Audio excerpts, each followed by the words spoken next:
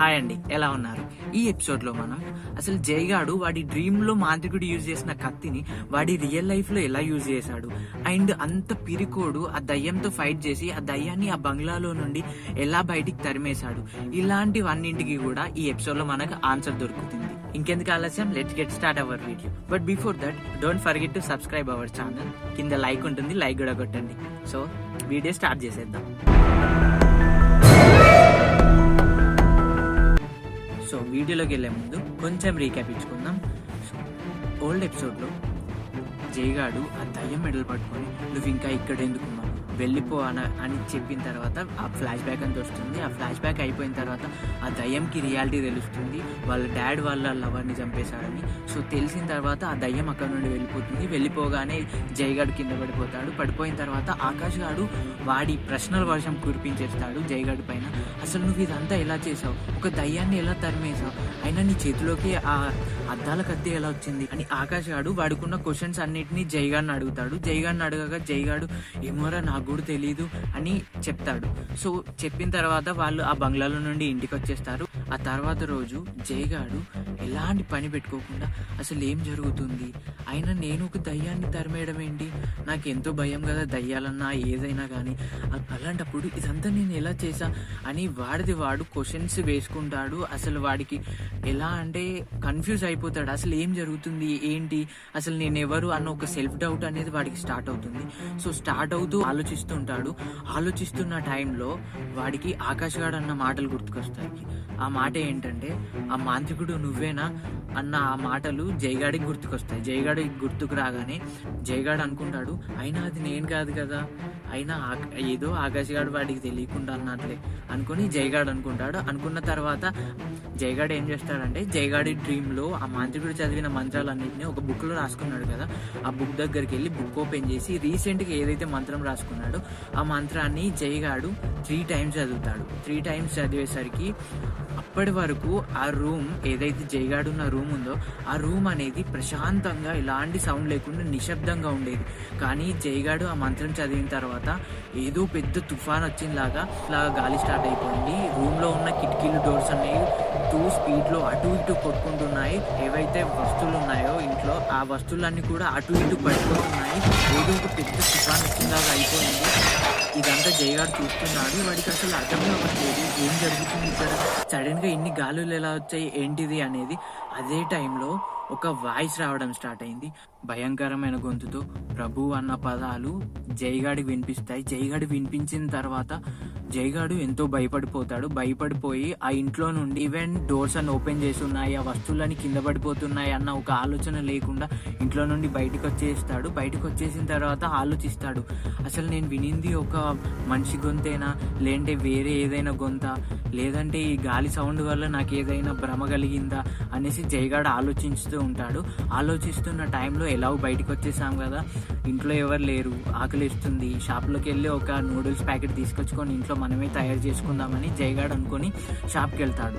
షాప్కి వెళ్తూ ఉండగా ఆ కాలనీలో ఆవర గ్యాంగ్ అనేది ఉంటుంది.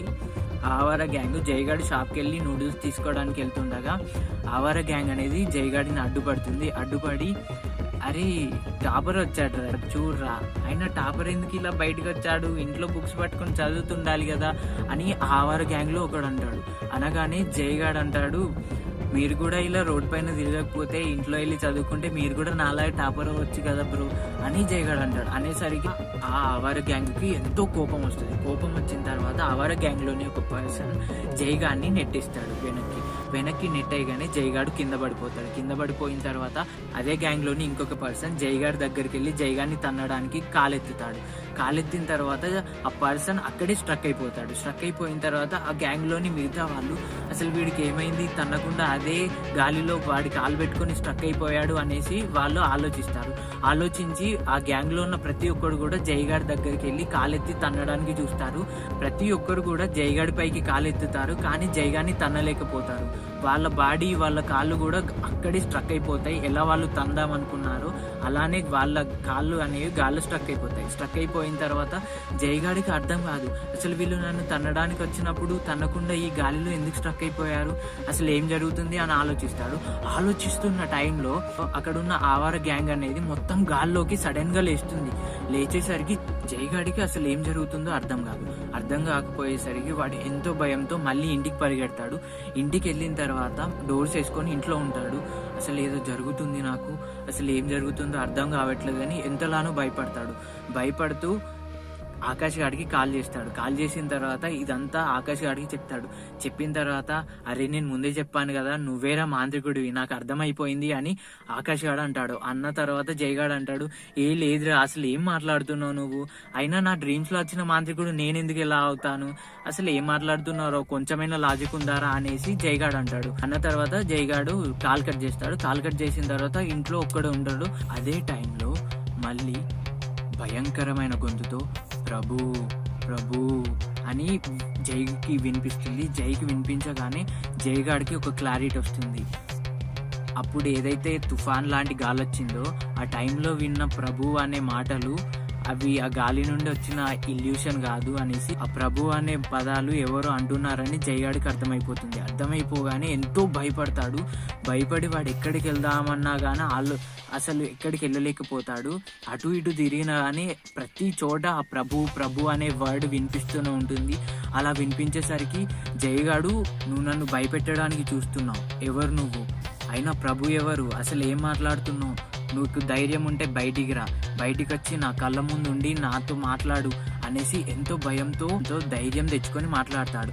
మాట్లాడిన తర్వాత ఆ భయంకరమైన గొంతు, ప్రభు ఇది మీరు కాదు, మీ గత జన్మలో మీరు ఒక మాంత్రికుడు, ఇప్పుడు మీరు పిరుకోడై ఉండొచ్చు ప్రభు, మీ శరీరాలు వేరవచ్చు కానీ ఆత్మ మాత్రం ఒకటే, గత జన్మలో మీరు మాంత్రికుడై చనిపోవచ్చు, ఈ జన్మలో జైలాగా మళ్ళీ పుట్టచ్చు, కానీ మీ ఆత్మ మాత్రం ఒకటే అని ఆ భయంకరమైన గొంతు అంటుంది. అనగానే జయ అంటాడు, అసలు ఏం మాట్లాడుతున్నావు, నేను ఆ మాంత్రికుడు ఏంటి, ఆ మాంత్రికుడు నా డ్రీమ్లోకి వస్తాడంతే, ఆ మాంత్రికుడికి నాకు ఎలాంటి సంబంధం లేదు, అయినా ఈ మాంత్రికుడి గురించి నా గురించి నీకు ఎలా తెలుసు, అసలు నువ్వెవరు, నా గురించి నీకు ఎలా తెలుసు, నీకు ధైర్యం ఉంటే బయటికి రా అని జయ అంటాడు. జయ అనగానే ఆ భయంకరమైన గొంతు, లేదు ప్రభు, మీరు గత జన్మలో మాంత్రికుడిలా చనిపోయి ఈ జన్మలో మీరు మళ్ళీ జైలా పుట్టారు అని జయగాడితో అంటాడు. జయగాడితో అనగానే జయగాడికి అసలు ఎలా అంటే అసలు ఏం జరుగుతుంది, ఆ మాంత్రికుడు నేనేంటి, ఆయన మళ్ళీ పుట్టడం ఏంటి అనేసి జయగాడు అనుకుంటాడు. జయగాడు అనుకుంటూ, అంటే జై ఆత్రేయ ఆ రెండు నేనేనా అని ఆ భయంకరమైన గొంతును అడుగుతాడు. గొంతును అడిగేసరికి ఆ భయంకరమైన గొంతు ఒక ఆకారంలోకి వస్తుంది. ఆకారం ఎలా ఉంటదంటే, జయగాడు ఆ డ్రీమ్స్ లో మాంత్రికుడు పిలిచిన ఆ అసురులలో ఒక ఆకారం అనేది జయగాడి ముందు ప్రత్యక్షమవుద్ది. జయగాడు సడన్ గా చూసేసరికి భయపడిపోయి, అదే టైంలో జయగాడికి వాడి పాస్ట్ లైఫ్లో అంటే ఆ మాంత్రికుడి లైఫ్లో మాంత్రికుడు ఏమేం చేశాడు ఆ మాంత్రికుడి లైఫ్లో అనేది ప్రతి ఒక్కటి కూడా జయగాడి మైండ్లోకి ఒక్కొక్కటి ఫ్లాష్ అవుతూ వస్తుంది. మాంత్రికుడు గత జన్మలో ఏమేం చేశాడు, ఎలాంటి దయ్యాలు పట్టుకున్నాడు ఏంటిది అనేది ఒక్కొక్కటిగా జయగాడికి మైండ్లోకి వస్తుంది. మైండ్లోకి వచ్చి జయగాడి పాస్ట్ మాంత్రికుడి లైఫ్ని ఒకేసారి అన్ని గుర్తు తీసుకురావడం వల్ల జయగాడి మైండ్ అనేది ఓవర్లోడ్ అయిపోయి వాడు కళ్ళు తిరిగి కింద పడిపోయి అలా ఒక అర్ధ గంట వరకు ఉంటాడు. ఆ తర్వాత జయగాడి పేరెంట్స్ ఇంటికి వచ్చి డోర్ కొడతారు. కొట్టిన తర్వాత జయగాడికి మెలకువ అవుద్ది. మెలకువ అయిన తర్వాత జయగాడు డోర్ ఓపెన్ చేసి జయగాడి రూమ్లోకి వెళ్ళిపోయిన తర్వాత జయగాడి రూమ్లో ఆ అసురుడు ఉంటాడు. ఆ అసురుడిని చూసి జయగాడు, హిడింబా ఎలా ఉన్నావు, అయినా ఇన్ని రోజులు అవుతుంది నిన్ను చూసి అని జయగాడు అంటాడు. అనేసరికి ప్రభు నేను మీకు గుర్తున్నా అనేసి హిడింబా అంటాడు. హిడింబా అన్న తర్వాత జయగాడు అంటాడు, అయినా నిన్నెలా మర్చిపోతా, నేనే కదా నిన్ను తయారు చేసింది అని జయ అంటాడు. అన్న తర్వాత హిడింబా అడుగుతాడు జయాత్రేయుడిని, ప్రభు అసలు మీరు ఎలా చనిపోయారు, అయినా మిమ్మల్ని ఎవరు చంపేశారు, అయినా మీకు శత్రువులు అనేవారు లేరు కదా, ఈవెన్ శత్రువులు భయపడతారు, అంత భయంకరమైన వ్యక్తి కదా మీరు అని హిడింబా అంటాడు. హిడింబా అనగానే జయాత్రేయుడు అంటాడు, ఏమో నాకు కూడా తెలియదు అసలు ఏం జరిగింది నా చావుకు ముందు. అయినా ఒక ముసలావిడ నన్ను చంపడం ఏంటి? ఆ ముసలావిడని నేను చూశాను, కానీ ఆ ముసలావిడని నేను ఇంతవరకు నా జీవితంలో చూడలేదు అని జయాత్రేయుడు అంటాడు. అనగానే హిడింబ అంటాడు, అవును ప్రభు, మీరు చనిపోయే ముందు నన్ను ఎవరో బంధించారు అండ్ మన అసురులందరినీ కూడా బంధించారు, అసలు ఎవరు నాకు కూడా తెలియదు అనేసి హిడింబ అంటాడు. అన్న తర్వాత జయాత్రేయుడు అంటాడు, ఏమో నాకు కూడా తెలియదు, అయినా నన్ను ఎవరు చంపేసి ఉంటారు, అంతలా నా పైన ఎవరు కక్ష కట్టుంటారు అనేసి జయ అంటాడు. అనగానే హిడింబ అంటాడు, ప్రభు, మిమ్మల్ని ఎవరు చంపారు, అసలు ఏం జరిగింది మీ గత జన్మలో అని తెలుసుకోవడానికి ఒకటే మార్గం ఉంది, మీ మంత్రశక్తిని మీరు మళ్ళీ తీసుకొచ్చుకోవడం. ఈ మంత్రశక్తిని తీసుకురావడానికి ఒకటే పద్ధతి ఉంది, ఈ పద్ధతి ఏంటంటే మాంత్రిక ఘట్టం అనేసి హిడింబ చెప్తాడు. చెప్పిన తర్వాత జయాత్రేయుడు అంటాడు, సరే ఏర్పాట్లు చేయి అనేసి జయ అంటాడు. సాయంత్రం అవుతుంది. సాయంత్రం అవ్వగానే జై ఆత్రేయ మాంత్రిక ఘట్టం కోసం ఏర్పాట్లు చేసుకుంటాడు. అలా మాంత్రికుడు కాబట్టి బ్లాక్ కాస్ట్యూమ్ అనేది వేసుకుంటాడు, ప్యాంట్ షర్ట్. తర్వాత ఇంట్లో నుండి మాంత్రిక ఘట్టం ప్రారంభించడానికి బయటికి వెళ్తున్న టైంలో వాళ్ళ మదర్కి, సరే అమ్మ నేను బయటికి వెళ్తున్నా, వెళ్ళేసి వస్తా అని చెప్తాడు. ఆ టైంలో వాళ్ళ అమ్మ కూడా సరే అంటుంది. దాంతోపాటు వాళ్ళ అమ్మ షాక్ అయిపోతుంది. ఎందుకంటే జై అంతకుముందు వరకు అసలు ఒక బ్లాక్ షర్ట్ కానీ ప్యాంట్ కానీ వేసుకోనోడు సడన్గా బ్లాక్ షర్ట్ వేసుకునేసరికి వాళ్ళ అమ్మ షాక్ అయిపోతుంది. దాంతోపాటు జయగాడు అంటాడు, సరే అమ్మ నేను వెళ్ళొస్తా, నాకు కొంచెం పని ఉంది అనేసి చెప్తాడు. చెప్పిన తర్వాత వాళ్ళ అమ్మ కూడా సరే అంటుంది. జయగాడు ఆ కాలనీ చివరిలో ఉన్న బంగ్లా సైడ్ వెళ్తాడు. వెళ్ళిన తర్వాత ఆకాష్ గాడికి కాల్ చేస్తాడు, అరే ఇలా నేను బంగ్లాలోకి వెళ్తున్నా, ఇలా మాంత్రిక ఘట్టం చేస్తున్నా, నువ్వు కూడా రా అని చెప్తాడు. చెప్పిన తర్వాత ఆకాష్ గాడు అంటాడు, అరే నువ్వు ఆ బంగ్లాలోకి వెళ్ళడానికి కదరా భయపడేది, ఇప్పుడు సడన్ గా వెళ్తా అంటున్నావు ఏంట్రా అని ఆకాష్ గాడు అడుగుతాడు. అడిగిన తర్వాత జై అంటాడు, ఆ డ్రీమ్ లో వచ్చిన మాంత్రికుడు ఎవరో కాదు, అది నేనే అని జై అంటాడు. జై అనగానే ఆకాష్ గాడు షాక్ అయిపోతాడు. అంటే నేను గెస్ట్ చేసింది కరెక్టేనా అని ఆకాష్ అంటాడు. ఆకాష్ అనగానే అవునరా నువ్వు చెప్పింది నిజమే, నా డ్రీమ్ లో వచ్చిన మాంత్రికుడు ఎవరో కాదు, అది నేనే అనేసి జై అంటాడు. అన్న తర్వాత ఆకాష్ గాడు కూడా ఆ భూత్ బంగ్లాలోకి వస్తాడు. వచ్చిన తర్వాత జై ఆత్రేయ పూజ చేస్తూ ఉంటాడు, అక్కడ మంత్రాలు చదువుతూ ఉంటాడు. అండ్ ఏదైతే జై డ్రీమ్ లో ఆ మాంత్రికుడు చేసిన మంత్రాలు ఉంటాయో ఆ ప్రతి ఒక్క మంత్రాన్ని జై చెప్తూ ఉంటాడు. దాంతోపాటు జై డ్రీమ్ లో ఆ మాంత్రికుడు ఏ విధంగా అయితే ఉన్నాడో అదే విధంగా ఉంటాడు, కానీ జై రూపంలో ఉంటాడు.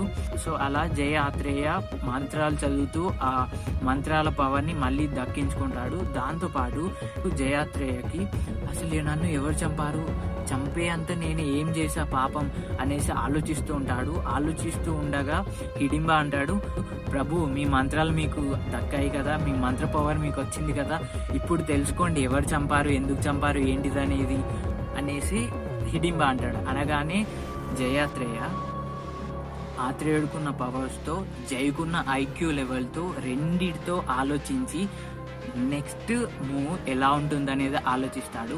ఆలోచించి అంజనం వేసి అసలు నెక్స్ట్ 5వ అమావాస్య రోజు అసలు ఎవరు చనిపోతున్నారు, ఎక్కడ చనిపోతున్నారు, ఏం జరుగుతుంది అనేసి అంజనం వేసి చూసేసరికి అది ఒక సినిమా థియేటర్ కనిపిస్తుంది. దాంతోపాటు ఆ చుట్టూ ఉన్న బిల్డింగ్స్ అవన్నీ కనబడతాయి.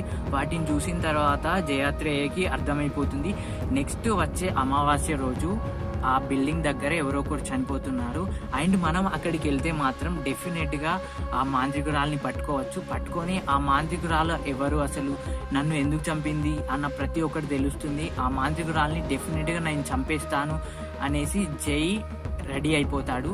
ఈ రెడీ అయిపోయిన తర్వాత జయాత్రేయ ఆకాష్ని అడుగుతాడు, ఆకాష్ వచ్చే అమావాస్య ఇంకెన్ని రోజులుంది అని అడగగా ఆకాష్ అంటాడు, ఇంకొక 4 రోజుల్లో ఉంది అనేసి ఆకాష్ అంటాడు. ఆకాష్ అన్న తర్వాత జయాత్రేయ సరే చూద్దాం ఏం జరుగుతుందో ఏమవుతుందో, ఇంకో 4 రోజులు ఉంది కదా, ఏం జరుగుతుందో అర్థమవుతుంది, వాళ్ళని డెఫినెట్ గా పట్టుకుంటా, డెఫినెట్ గా చంపేస్తా అని జయాత్రేయ అంటాడు. అన్న తర్వాత అక్కడికి అయిపోతుంది. అయిపోయిన తర్వాత 4 రోజులు అట్టే గడిచిపోయిన తర్వాత అమావాస్య వస్తుంది. అమావాస్య ఈవినింగ్ రోజు జయాత్రేయ వాళ్ళ ఇంట్లో నుండి బయటికి వెళ్తూ వాళ్ళ అమ్మతో, అమ్మ నాకు పని ఉంది, నేను బయటికి వెళ్తున్నా, రేపు మార్నింగ్ వరకు వస్తా అని చెప్తాడు. చెప్పిన తర్వాత వాళ్ళ అమ్మ షాక్ అయిపోతుంది.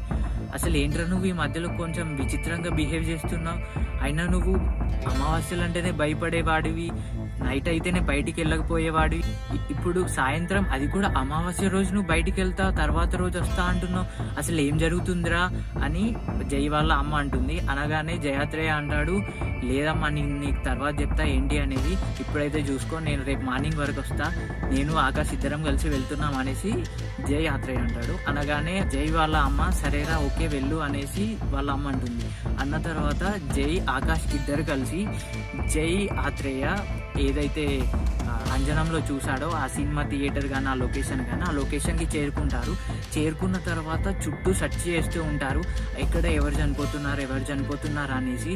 సో అదంతా చూస్తూ ఉండగా అసలు ఏ ఒక్కరు కూడా అక్కడ ఉండకపోయేసరికి జయాత్రేయకి అసలు అర్థం కాదు, ఇక్కడే కదా నేను చూసింది, ఇప్పుడేంటి అసలు ఏం జరగట్లేదు, ఆయన ఎవరు లేరు కూడా, ఎవరు చనిపోబోతున్నారు, ఆయన ఇక్కడే కదా చూసింది అనేసి జయాత్రేయ అనుకుంటుండగా ఆకాష్ అంటాడు, అరే నిజమేనారా అసలు నువ్వు చెప్పింది అబద్ధమా అనేసి ఆకాష్ అంటాడు. ఆకాష్ అనగానే జయాత్రేయ అంటాడు, నేను చూసింది ప్రతిదీ నిజం అవుద్ది, అలాంటప్పుడు ఇదెందుకు అవ్వదు అని జయాత్రేయ అంటాడు. అనగానే అక్కడ కొంచెం దూరంలో ఒక కుక్క ఉంటుంది. ఆ కుక్క అనేది జయాత్రేయని ఆకాష్ని ఇద్దరిని ఒక చోటుకు తీసుకెళ్తూ ఒక దగ్గర ఆగిపోయిన తర్వాత జయాత్రేయ అటు సైడ్ చూడగా అక్కడ ఒక మనిషి చనిపోయి ఉంటాడు, సేమ్ కత్తిఘాట్లు, ఒంట్లో ఒక చుక్క బ్లడ్ లేకుండా ఉంటాడు.